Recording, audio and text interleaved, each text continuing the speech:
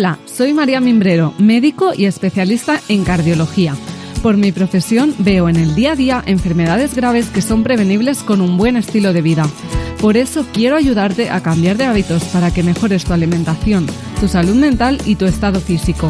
Así lograrás sentirte sano, fuerte y feliz.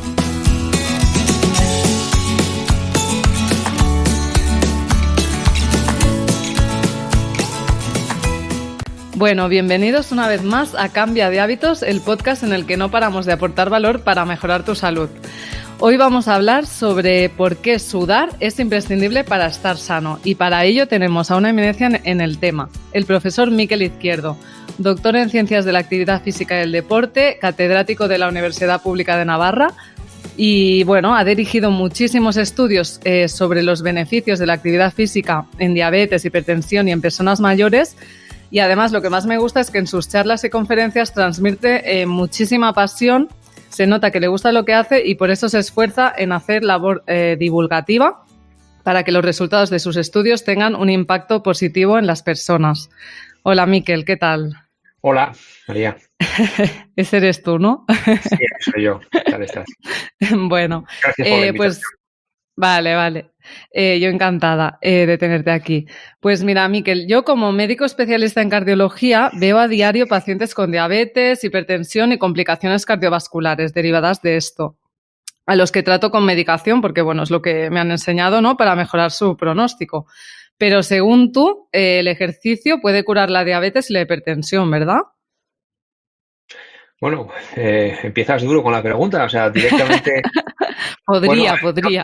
No lo digo yo, realmente ya lo decía Hipócrates y vosotros como médicos ya habéis estudiado, pues todo lo que decían desde los antiguos filósofos, ¿no? Que decían que no mens sana in corpore sano y lo que no se mueve se pierde y que una buena alimentación y ejercicio físico moderado es lo que el alma necesita y las personas. Y esto pues Sí. se observaba desde el punto de vista de la observación, básicamente.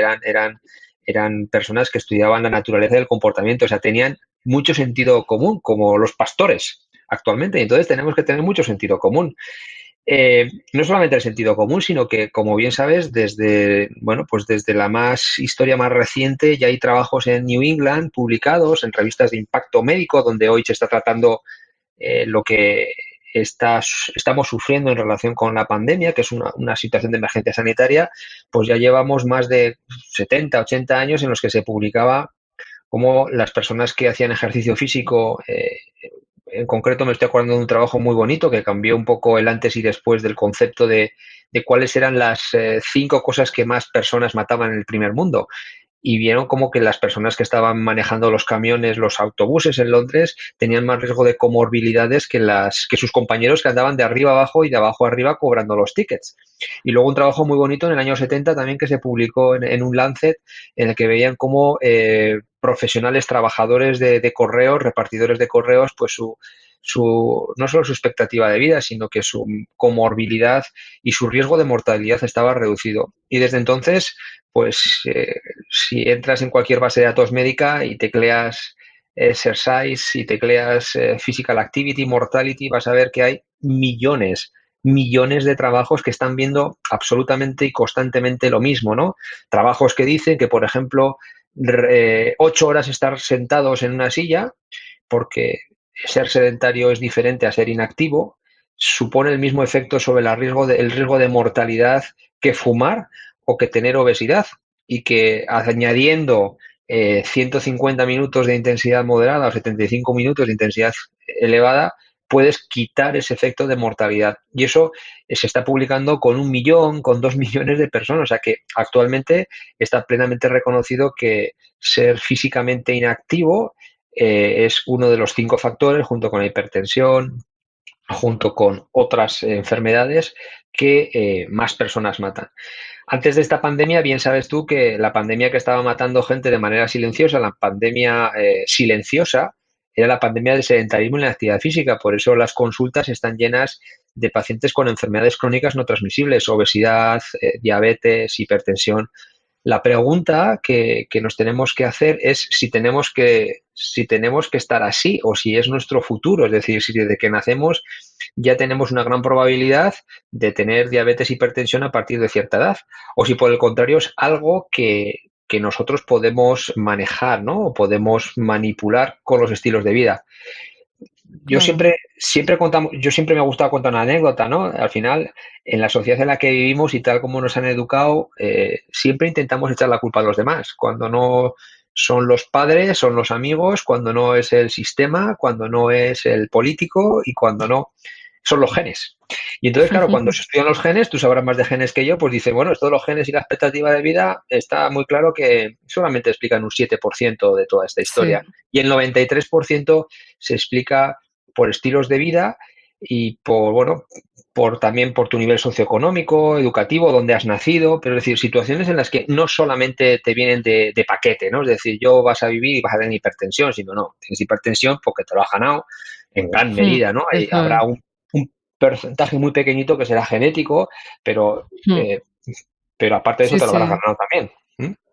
Sí, esto es importante que lo maticemos porque la gente pues llega con 40 años a la consulta hipertensa y dicen, sí, claro, como mi madre. Claro, pero es que tu madre ¿qué hace? O sea, hace lo mismo que tú estás haciendo, ¿no? Se alimenta igual, hace la misma cantidad de inactividad física, ¿no? Porque no, la gente no se mueve. Entonces está súper bien que maticemos esto porque tienes razón, o sea, las enfermedades genéticas, o sea, son muy pocas.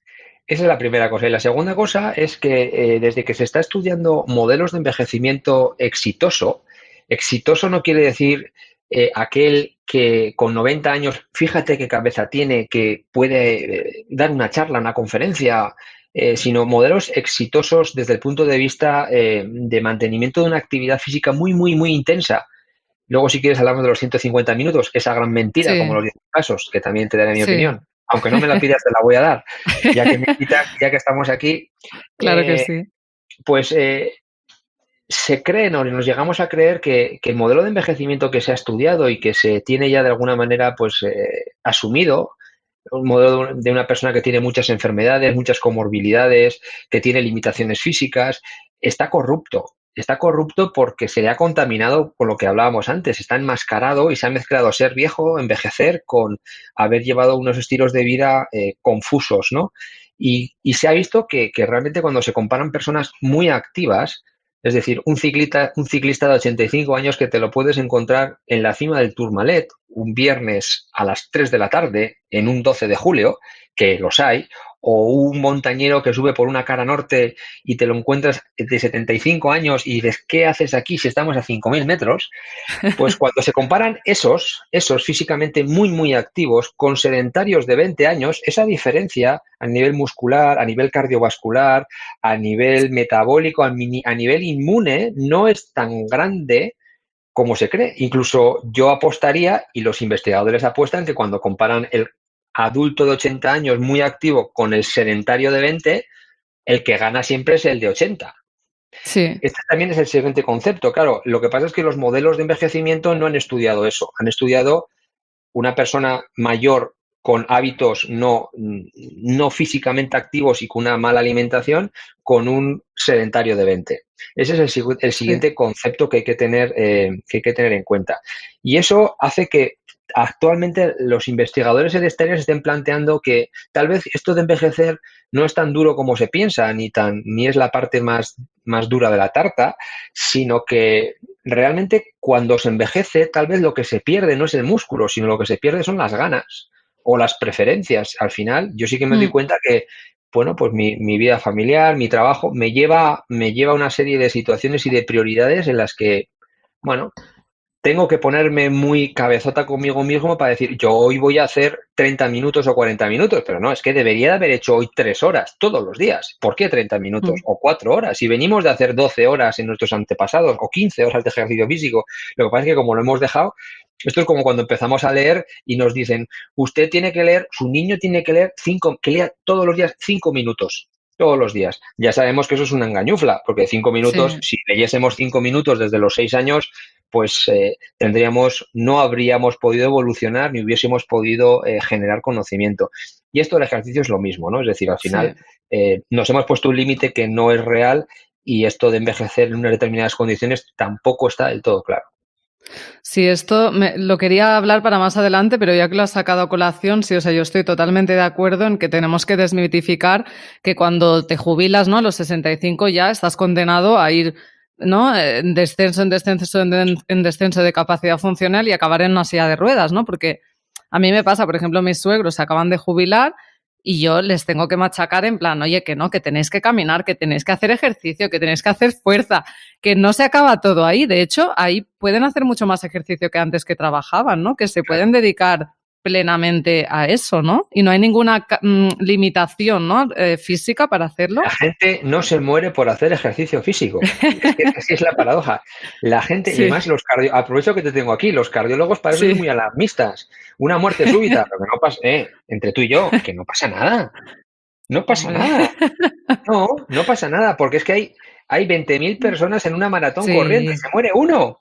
claro, Pues no, claro. pues, pero claro, el Sí, problema es que somos miles de millones en el mundo y se están muriendo claro. miles de millones de personas no por hacer, sino por no Sí, hacer. Con lo que dices, ¿qué es más problemático? ¿Que se claro. mueran 20 millones y se muera uno? ¿O tres les den un infartico y cuatro anginas? Sí, ¿O que sí, se esté muriendo aproximadamente una gran parte de la población debido a un peso muy importante de no hacer actividad física? Es decir, sí, 100%. esa es la balanza. Yo, si fuese un empresario, diría, ¿qué hago? ¿Me meto por aquí o me meto por allá? Lo que pasa es que, claro, lógicamente la sociedad, el sistema te lleva, pues, efectivamente, a proteger al que se muere de manera más agresiva, ¿no? Más mediática. Pero la muerte Mm, silenciosa de la hipertensión y de la diabetes, que tú la conoces ahí, de sí, la obesidad, que tantos millones de gasto sanitario produce y tanta pérdida de calidad de vida, es bueno, no iba a decir no una, es noticia, no es noticia. Eso no es porque ya nos noticia. hemos acostumbrado. De la misma manera que la gripe Sí, dejaba de ser noticia y ahora el COVID es noticia, dentro de 15 sí, años quien tenga el COVID pues no será noticia, o será una cosa claro. normal, otoñal. Sí, Todos sí, los sí. otoños pasa lo mismo y nos vamos a vacunar. Es decir, que esto es... Sí. No, es esto, es el pack completo de cuando me caso empiezo a tener hijos, me va saliendo la barriguita, luego a los 45, 50 la hipertensión, la diabetes y, ay, sorpresa, un infarto a los 60 me ha tocado, ¿no? Perdona. ¿Qué es lo que... No, no, no, no. No estoy de acuerdo contigo. Ah, Quítale, ¿no? quítale 20 años a eso. Ya, ahora como están las cosas, ¿no? Quítale 20 Sí, años sí. porque nosotros estamos viendo ya niños de 8 años, Ay, no, eso me buñuelitos, da mucha pena, me da mucha pena. Piñolitos que estos ya tienen hígado graso no alcohólico, tienen diabetes, son prediabéticos, Ya, absolutamente están descompensados, 9 años. O sea que lo ya, que me acabas de contar, que es así, era así, esto ya son sí, más menos 25. Es decir, ¿quién sí, iba a pensar que un niño de 8 años tuviese ya un hígado graso no alcohólico, una cetosis, y que incluso ya debutase con diabetes y que ya, bueno, pues ya eso, ya el pediatra, pues el problema que tiene encima de la mesa, pues es el desbarajuste metabólico, cardiovascular que se produce, que luego entran en fases ya con 17, 18 años, pues como si tuviesen lo que tú has dicho, 40. sí, sí. Y eso está Bueno, acelerado, sí. esto sí, eso es algo que tenemos que abordar y esto da para otro podcast, que seguro que lo voy a tener porque me encanta este tema y abordarlo. Pero metiéndonos un poco más en ciencia, pero bajada a la tierra para nuestros oyentes, ¿qué mecanismos fisiopatológicos hay detrás de hacer ejercicio físico, ¿no? ¿Qué sucede en el cuerpo cuando hacemos ejercicio? Lo mismo que cuando tomamos un medicamento. Vale. Básicamente, nuestro cuerpo es una fábrica de medicamentos y además Hmm, produce unos medicamentos que se llaman mioquinas, quemoquinas, que tienen el mismo efecto, si no más, porque estas mioquinas las producimos nosotros y no van directamente a un tejido o a un órgano como son los fármacos. Los fármacos se dan pues para bloquear o para, bueno, sí, para bloquear, para minimizar, para bueno, lo que sea, diferentes vías de señalización o diferentes situaciones. Por eso tomamos 4, 5, 6, 7, 8, 9, porque tapamos un sí, agujero, el otro agujero, el electro, bloqueamos la no sé cuántos. Claro, cuando tú haces ejercicio, eso mismo que tú produces, cuando tú hablaremos qué tipo de ejercicio después, pues es eso lo que genera es los mismos efectos, si no más, si no superiores a los de las medicinas que se dan para curar enfermedades. El problema es cuando esa farmacia interna, esa fábrica de medicamentos que nosotros tenemos, venimos así de paquete, pues por lo que sea, dejamos de perder, la perdemos. ¿Y cómo la podemos perder? Pues la perdemos en la medida que vamos perdiendo músculo, porque el músculo va a ser un potente órgano endocrino que nos va a generar esos medicamentos. Si nosotros cerramos esa fábrica porque hemos ido perdiendo músculo porque no lo hemos utilizado a lo largo de nuestra vida, pues lógicamente es cuando vienen las disregulaciones. Es decir, como no tengo esta medicina interna para regular mi insulina, mi glucosa, mi sistema cardiovascular, mi función endotelial, pues entonces esto empezamos en caos, empezamos a generar pues disregulaciones, ¿no? Desequilibrios en la tensión, en el manejo de la insulina, en el manejo de la grasa, en la inflamación. Y todo esto es lo que genera todas las enfermedades metabólicas, las enfermedades cardiovasculares y además tenemos un añadido que además de esto, conforme envejecemos, perdemos función, calidad de vida, que es un aspecto que ni la medicina ni la farmacia ha conseguido tratar. Es decir, somos capaces de manejar enfermedades, pero lo más importante que es la función, es decir, que yo pueda pasear, que tus suegros puedan ir al banco, a venidor a bailar o que puedan ser independientes, pues eso no se puede manejar actualmente con medicinas. Con lo que actualmente, ese es el mecanismo realmente que Vale. tenemos. Entonces, ¿qué pasa cuando nosotros hacemos ejercicio y recobramos esa farmacia, aumentamos la masa muscular? Pues que todo el sistema otra vez vuelve a funcionar y de ahí, pues eso, vienen los resultados tan impactantes en cualquier enfermedad, básicamente porque el sistema está abierto, la farmacia y la fábrica la hemos vuelto a abrir. Claro, porque realmente, o sea, la homeostasis de un ser humano, ¿no? Para lo que estamos diseñados es para tener actividad física, ¿no? Si de repente cerramos una de las cosas con las que, bueno, nuestra genética espera recibir actividad física, ¿no? Y ¿Y qué entonces actividad si se la física? quitas, ¿Qué actividad física espera eh, recibir? esto 150 minutos de paseo por la Gran Vía, de comentando. paseíto no. Tienes que sudar, tienes que subir pulsaciones, ¿no? Tienes que generar músculo, ¿no? Porque es lo que has dicho, caminar no es suficiente, ¿no, No es Miquel? suficiente, no es suficiente. Lo que pasa es que venimos del analfabetismo del movimiento, como decía antes, hemos dejado de movernos y Sí, nos morimos. Esto es así, pero entonces ahora hay que recobrar. Yo suelo poner también este ejemplo que yo creo que es gráfico, ¿no? Es como si ahora viniese alguien y nos dijese, ¿pero qué hacéis aquí hablando, pensando e inventando? ¿Habéis subido a la luna? ¿Habéis hecho un puente? ¿Estáis a punto de descubrir no sé qué de los genes, del genoma, de la medicina de precisión? Ay, pero iros al campo, total, ya os doy yo la comida y embruteceros, ¿no? Y entonces dentro de 100 años viene alguien y dice, qué pena, con lo que fuisteis. Hicisteis todo esto. Y entonces alguien nos empieza no a evangelizar, sino otra vez a enseñarnos a contar. Nos enseña que la P con la A es la PA. Nos enseña que una flor hay que unirla con el uno, que el color rojo significa no sé qué. Y entonces empieza otra vez a educarnos. Pues estamos en ese momento, estamos en un parvulario de actividad física. Entonces, claro, yo entiendo que en este concepto sí que es cierto que nada, o sea, un poquito es mejor que nada. Poquito es mejor que nada, eso sí. siempre. Y un poquito mejor, afortunadamente. Lo que pasa es que no nos podemos quedar con este poquito. Lo que está sucediendo es que el poquito este que nos han dicho, 30 minutos de intensidad moderada, que luego si quieres hablamos de la intensidad Sí, moderada, eh, se ha convertido en una especie de paradigma de decir, esto es, si hago 30 minutos ya me salvo y estoy salvado y ya pues puedo dormir tranquilo. El problema aquí es doble. Uno, los 30 minutos de intensidad moderada, como bien sabes, están relacionados con una reducción del 38% de la morbilidad. Es decir, vale. lo que se ha visto en la literatura, esto es un trabajo de un Lancet, por eso ha Mm, trascendido estos 150 a las minutos, guías. que hacer más no te previene, no te aumenta excesivamente más el riesgo de disminución de morbimortalidad. Con lo que han dicho, Sí. 150 minutos es un buen punto. Pero la Mm, pregunta que todo el mundo se hace es decir, es decir, si la morbimortalidad está perfectamente controlada por el sistema sanitario, es decir, si actualmente la hipertensión, la diabetes, más o menos se puede controlar, hay un problema más importante de fondo que es la función. Es decir, no se sabe qué tipo de ejercicio físico es el más importante para mejorar tu calidad de vida y tu función. Es decir, que yo pueda levantarme de mm. la silla, que yo pueda mejorar mi función cognitiva, que pueda ser vivir de manera independiente. Ese es el primer mensaje.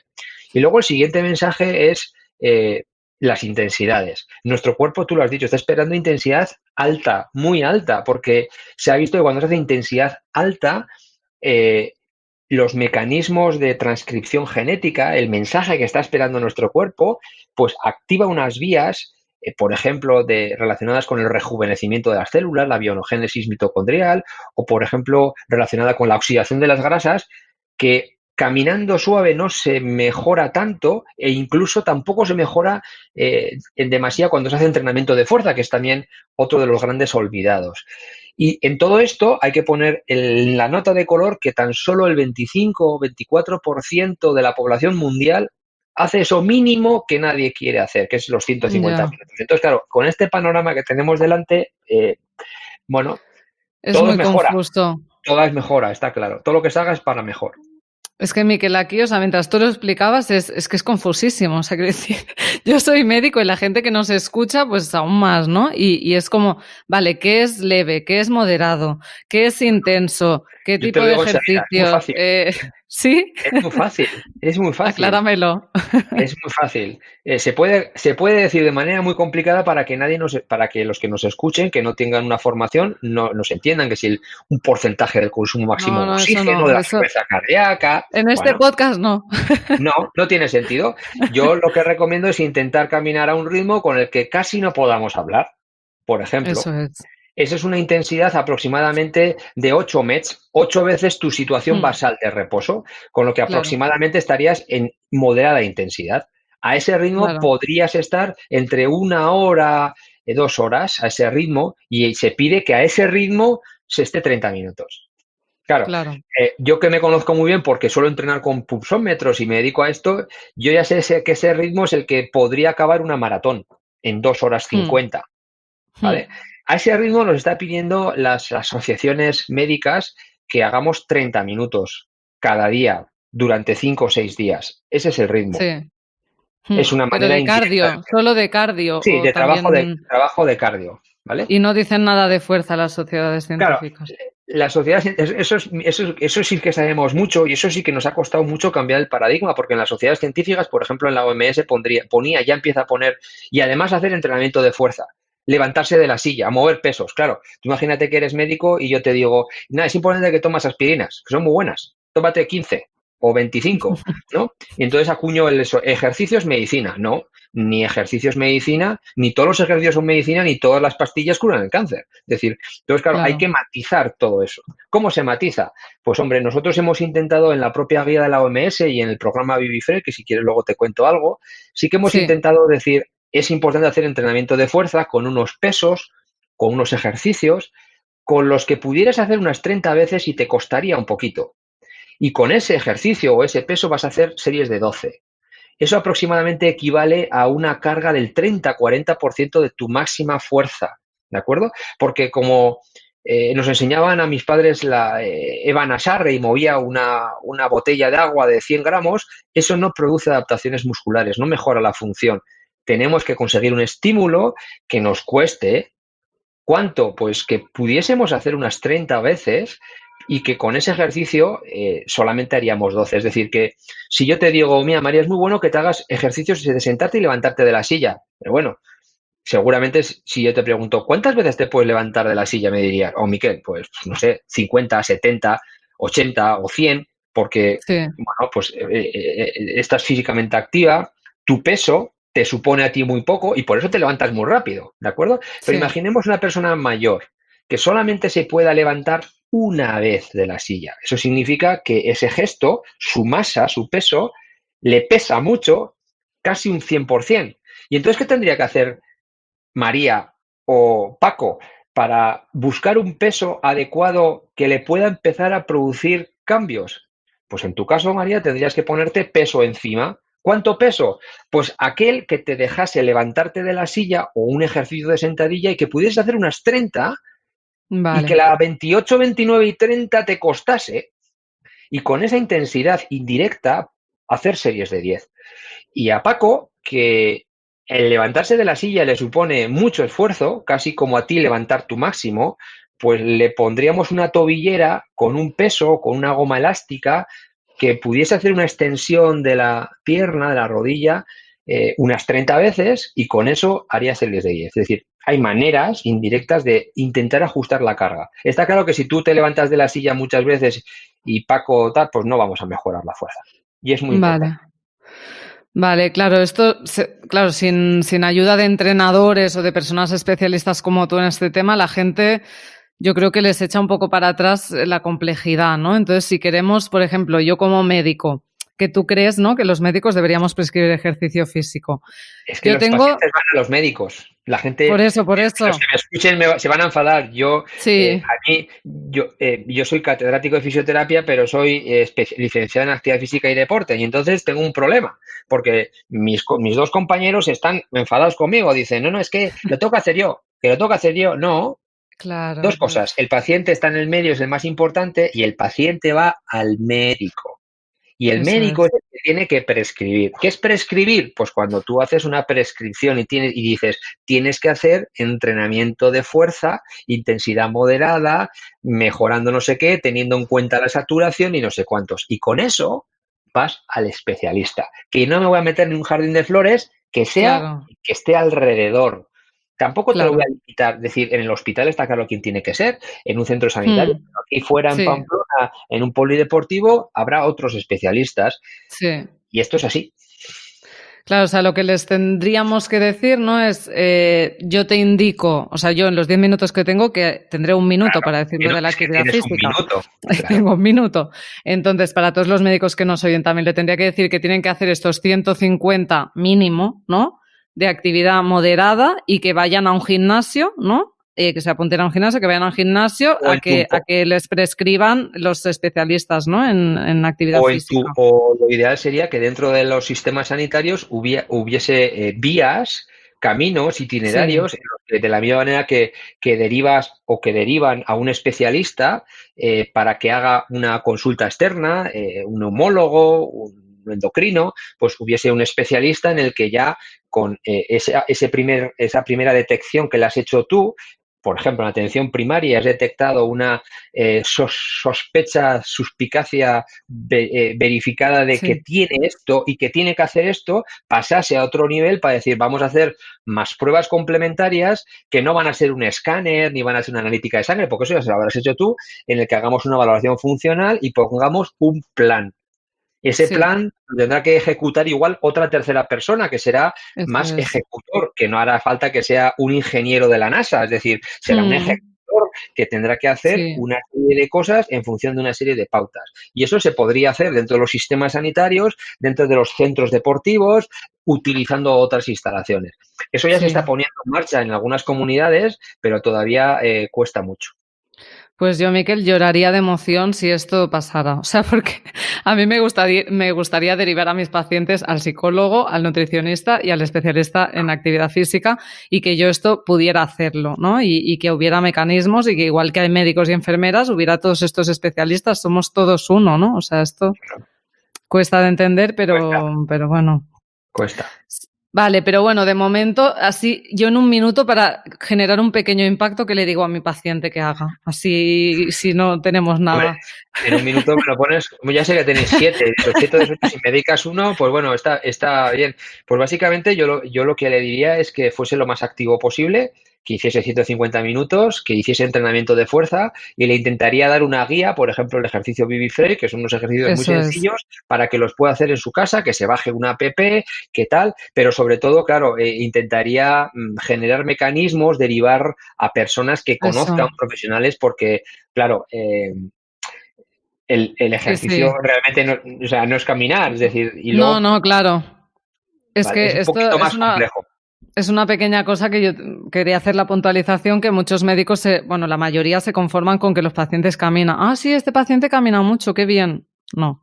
Caminar no es suficiente. Tiene que sudar, señor, tiene que sudar cada día. Tiene que tener una sensación de esfuerzo. Eso. Sí. ¿Y qué pasa ahí, Miquel? Que te lo quería comentar también. Un montón de pacientes me llegan a la consulta, además a cardiología, porque se cansan. Y esto... La gente se cansa y después del confinamiento ya ni te cuento. Sí. Es por qué se cansan y por qué no es malo cansarse. O sea, ¿no? Es que se cansan, cada vez hacen menos, Claro, se pues cansan más, o sea, es que es... esto es así, tú lo estás viviendo y ahora con el COVID, los post-COVID se está viviendo una situación que todavía no sabemos por dónde nos está pegando el aire, de que es un cansancio, una fatiga crónica, que claro, que es el círculo pescadilla que se muerde la cola, es todo el rato el cansancio. Eh, Hay que cansarse, es que es bueno Sí, sí, cansarse. es que no entiendo por qué la Es que gente no... no, porque para cansarte te tienes que salir de tu zona de confort. Y entonces, para que te saquen de tu zona de confort, pues normalmente te tiene que sacar alguien de la zona de confort o una situación de la zona de confort. Esto es así, es como funcionamos, son zonas de confort. Entonces, yo qué sé, mi propia motivación me hace que me saque de mi zona de confort constantemente, ¿no? Cuando hago ejercicio, pero también cuando estudio, no siempre me quedo con lo que estudié, aunque hay compañeros tuyos y míos que acabaron de estudiar y nunca más abrieron un libro porque están en su zona de Sí, confort. Es decir, sí. es lo que escuchan o lo que van leyendo. Es decir, esto va con las personas. ¿Qué tenemos que hacer para Mm, que nos saquen de nuestra zona de confort? Pues bueno, pues me lo puedes decir tú que eres una sanitaria, es decir, sí, un bicho nos ha sacado de nuestra zona de confort y hemos sí, tenido que reaccionar y nos ha generado pues una convulsión no solo sanitaria, sino social, económica, cultural, que va para largo. Nos han sacado de la zona de confort y estamos reaccionando. El cuerpo, y claro, ¿vamos a salir mejores de esto? Pues no me cabe duda, porque hemos aprendido o estamos aprendiendo muchas lecciones. El cuerpo necesita, para adaptarse, salir de su zona de confort. Y su zona de confort, pues es levantarse, si a mí me dejas, es estar en la silla quieto, porque nos hemos acostumbrado a esto, me tienen que sacar. Y mm, entonces, no es caminar, sacar de la zona de confort, es subir escaleras, es sudar, lo que has dicho tú, eso. es subir un pulso más o menos al 60-70% de tu frecuencia cardíaca máxima. Entonces, para la gente que nos escuche, que hace tiempo que no se haya subido su pulso, les podemos dar, bueno, pues la recomendación básica, que a mí no me gusta, ¿no? Decir, pero 220 menos la edad, ¿no? Lo más básico, una fórmula muy mala, pero dices, ¿cuántos años tienes? Dices, bueno, pues tengo 50 años. Y pues dices, bueno, ¿cuál es mi pulso máximo teórico? 170 pulsaciones. ¿Qué quiere decir esto? Que si te tomases el pulso aquí, la mano en el corazón, pues en un minuto 170, a máxima esfuerzo 170. Entonces le dices, mira, te vas a poner a una velocidad, a un ritmo que subiese tu pulso más o menos, por ejemplo, imagínate, a 170, 85, 95 a 110 pulsaciones, 120. ¿Y cómo lo sé eso? Pues bueno, haz una prueba, ponte a caminar 5 minutos, te paras y te tomas las pulsaciones. Y entonces vas a ver que vas a 70 o a 80. Ese no es tu ritmo. Entonces, es una manera Claro. también de concienciar de que el pulso es un poco sensación de dejar de hablar, que vayas a gusto y que tu pulso será aproximadamente el 60-70% de ese pulso máximo teórico. Es decir, Claro. Pues es que no hay más te historias en harías... esto. Es A decir, no hay mí, más. pues, Miquel, es que alucinarías porque yo, o sea, se me enfadan los pacientes. O sea, me dicen, pero es que me canso. Y yo, pero es que se cansa porque no hace nada. O sea, es que me suben las palpitaciones, es que me pongo taquicárdico. O sea, la gente va al médico porque se pone taquicárdica cuando hace ejercicio. O sea, Lo que es es como bueno por que ese cardíaco. por eso que me refiero. ¿Cómo estamos de mal en la sociedad, no? Que el ejercicio físico no, o sea, la gente no quiere salir de esa zona de confort, no se quiere cansar, no quiere taquicardizarse y quieren estar pues tranquilitos, ¿no? Y, Pues ostras, esto hay que cambiarlo. entonces a seguir tomando medicinas, a morir Sí, con una expectativa de vida de 83 hasta 84 años y con una calidad de vida mala. malvividos. Sí, sí, Sí, malvividos y eso es así. bueno, y ya para terminar, porque sé que, bueno, no tienes mucho tiempo, hablando de los mayores, que a mí, bueno, yo tengo una abuela que hace el Vivi Frail, ha hecho fisioterapia, o sea, como con ejercicios con fisioterapeutas y ha mejorado muchísimo su calidad. Entonces yo estoy enamorada de que los abuelos estén bien y que hagan ejercicio. Entonces, ¿qué ejercicios deberían hacer las personas de entre 50 y 70 años para tener una vejez correcta si nunca han hecho ejercicio, porque no son como el de 85 años del Tourmalet? Bueno, si a los 50 años se levantan de la cama y dicen, voy a cambiar mi vida porque me he pegado 50 años pues no haciendo nada y eh, teniendo una alimentación no adecuada y unos estilos de vida, he dormido poco, he trasnochado mucho o he trabajado muchísimo y no he hecho ejercicio físico y he mal comido, pues se le podría recomendar? Pues bueno, que cambiase su perspectiva de estilos de vida. Nunca es tarde, esto es lo bueno, el mensaje es nunca es tarde. uno nunca es lo suficientemente viejo como para adaptarse. Y este es un mensaje que tenemos que transmitir, es decir, que siempre estamos a tiempo, siempre. Incluso en un hospital cuando te ingresan en una unidad de urgencias y cirugías o una unidad de agudos, una neumonía o una insuficiencia cardíaca, incluso ahí se ve que un gran porcentaje, el 80, el 90, responde al ejercicio. O sea que eso es una buena noticia. Lógicamente, cuanto antes empieces es mejor, ¿vale? Si ya no somos ese abuelo de 80 años que lleva desde los 7, 8, 10 haciendo mucha actividad física, pues no pasa nada. Podemos todavía recuperar teniendo 50, 60, 70 o incluso 80 años. ¿Qué es lo recomendable? Bueno, pues lo recomendable que se ha visto es hacer programas multicomponente. Es decir, no solamente caminar, sino caminar o incluso correr a una intensidad adecuada, pero también hacer trabajo de fuerza, porque se ha visto que el recobrar la fuerza y la masa muscular, que se puede hacer a cualquier edad, es decir, hay estudios que hasta con 100 años puedes mejorar tu fuerza y tu masa muscular, es decir, no es una cosa que está reservada a los más jóvenes, pues es bueno, trabajo de resistencia cardiovascular, de fuerza muscular, trabajar la coordinación, el equilibrio, sobre todo cuando eres más de 70, 75 años, porque eso también te va a ayudar a prevenir el riesgo de caídas, y trabajar la movilidad articular, ¿no? Son los 4 elementos de la condición física saludable. Y entonces eso, pues hay una serie de ejercicios, bueno, pues que aquí no te los podría contar, pero que yo sí Sí. que invito a la audiencia que tenga interés. Hicimos un material Vivifrey, que es un material que está traducido a 11 idiomas, que la propia Organización Mundial de la Salud ya lo tiene en cuenta como una posible y viable solución de ejercicio físico y que ha sustituido al caminar o al levantarse de la silla. Es decir, hay diferentes programas para diferentes personas con diferentes situaciones funcionales, que eso ha sido un paso importante. Es decir, el robusto tiene que hacer una cosa y la persona discapacitada en una cama que no puede caminar tiene que hacer otra diferente. Otros minutos de caminar, otros ejercicios adaptados, ¿de acuerdo?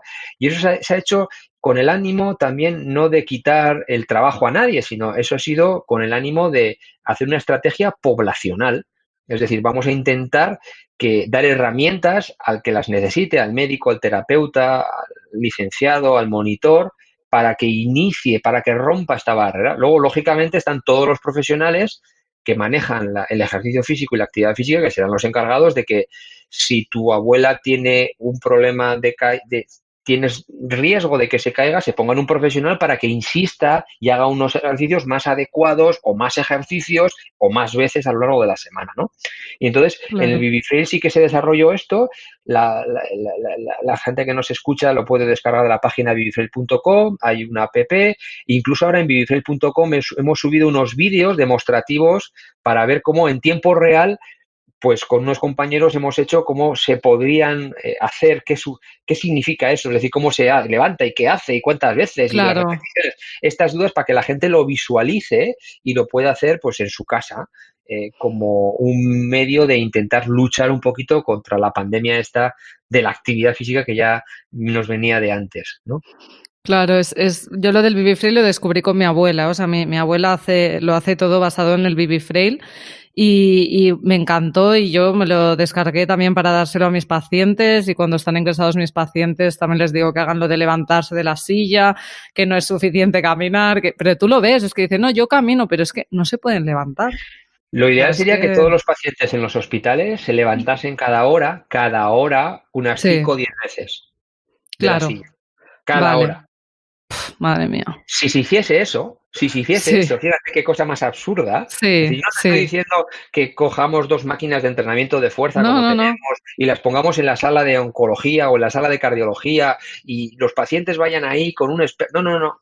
En la habitación, si los pacientes se levantasen y sentasen de la silla 5 veces cada hora o incluso 2 veces, 5 veces cada hora y a lo largo Sí, del día tuviésemos un acúmulo de 100 sentadillas, sí, el impacto que tuviese eso, o que tendría eso sobre la calidad de vida, la función, la recuperación, eh, a los 3, a los 6 y al año sería completamente diferente a la de ahora. Ahora los pacientes se van a su casa curados, pero en silla de ruedas. Y eso precisamente sí. es lo que les está generando el ingreso hospitalario con un delirio, unas caídas, el abuelo no me come, el abuelo está triste, el abuelo se ha caído, se ha roto la cadera y vuelve otra vez al círculo y cada vez ese círculo es más pequeño y con menos posibilidades. Bueno, pues con toda esta información que estáis aportando, yo creo que poco a poco iremos cambiando los hospitales, porque lo que has contado es tal cual, ¿eh? O sea, yo lo certifico, es un drama, como los abuelos no se mueven, van perdiendo función en cada... Sí, van perdiendo función en cada ingreso, al final se caen, se rompen la cadera y se mueren y ya está. Y es una pena. Yo a mi abuela la tengo espabilada, eso sí. Te voy a decir una cosa, ahora que me escuches, si se mueren y ya está, pues fíjate, no pasaba nada. El problema es que no se mueren. Es que antes de morirse... Que no les dejamos morirse. Como el sistema sanitario no les dejáis morir, porque es así, es decir, porque al final precisamente se ha manejado muchísimo la enfermedad. Pasan una serie de rayas, de líneas que van llevando a la discapacidad, al deterioro cognitivo, a la demencia, en el que ya, pues ahí, me acuerdo de mi abuela, le sobraron posiblemente sus últimos 10 años de vida. Porque ya no sabía ni quién éramos, ni se podía mover. Entonces dices, al final, bueno, pues sí, su diabetes estaba muy bien, no la mató la diabetes ni el colesterol, estaba perfecta, estaba como una reina, pero al final dices, eso es vida. El objetivo, siempre lo decimos, es intentar morir joven lo más tarde posible o ganar años a la vida, ¿no? Es un poco el reto que tenemos en todos los ámbitos. Sí, yo siempre digo que la medicina ahora está enfocada en que la gente no se muera, pero no en que se encuentre bien. Y para mí lo más importante es que la gente tenga bienestar y por eso tengo este podcast y por eso quiero transmitir esto. Porque encima es que no les dejamos morir, es que les conducimos a una calidad de vida malísima. Pero bueno, poco a poco yo creo que hay mucha información como para que esto vaya cambiando y me ha encantado estar contigo hablando esta media horita y muchísimas gracias. Si te quieres despedir de nuestra audiencia con un consejo final o lo que quieras. Pues no os quedéis en casa, porque yo lo que estoy viendo es que la gente está muy asustada. Yo siempre lo digo, hay que salir y ahora más que nunca. Es que no hay gente en los parques, ni en los montes, ni en los ríos, ni en las sendas. Hay que salir, ahí no pasa nada, al revés. Lo que la gente no tiene que ir y hacer es lo que hacíamos antes, y más ahora, que es ir a las tiendas. Ya lo siento, no se puede ahora mismo, pero salir, eso lo podemos hacer y hay que salir muchísimo más que antes porque tenemos que protegernos haciendo actividad física, porque no solamente nos va a proteger nuestro sistema inmune, sino también nos va a dar pues una mayor calidad de vida y nos va a dar mucha más fuerza para cuando podamos otra vez hacer vida normal, si podemos. Gracias. Totalmente de acuerdo, Miquel. Eso le digo yo a mis abuelos, que salgan, que no van a coger el COVID en la calle. En la calle no se coge, yo creo que no se coge el COVID. Las probabilidades de que te cojas el COVID pues son muy pequeñas. Yo creo que es muchísimo peor quedarse en casa. Y que no miren la tele también, esto también les diría. Que no miren la tele, vivan su vida sencilla y hagan ejercicio. Que no sigan que no sigan las elecciones americanas y que tampoco sigan ni a los ministros porque tenemos una gorda liada, pero esto va a salir para adelante, está claro, a pesar nuestra, además. Eso es. Venga, un abrazo, gracias. Adiós.